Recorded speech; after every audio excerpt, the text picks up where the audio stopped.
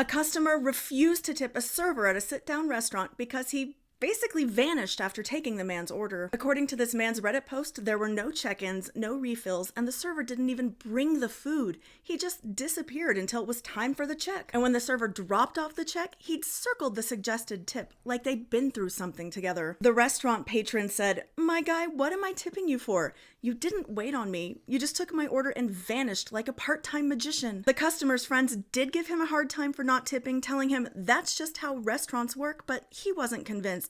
He wonders why he should tip for service he never got. Here's the question, what is tipping for? Some argue that it's to reward superb service, and yeah, in that scenario, withholding a tip would be an appropriate response to poor service. But it's a little more complicated than that, because in the United States, servers rely on tips to make a livable wage. And tipping has a troubled history in the USA.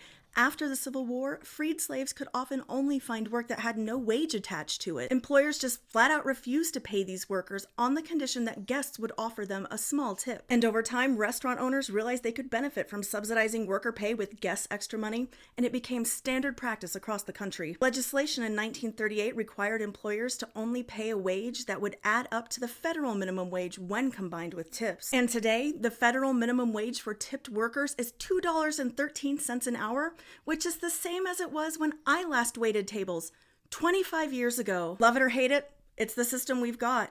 Even if service is bad, people feel pressured to leave tips because of these pitiful wages. But is it really fair? Should tipping be an obligation no matter what? Or should it reflect the actual quality of service? What do you think?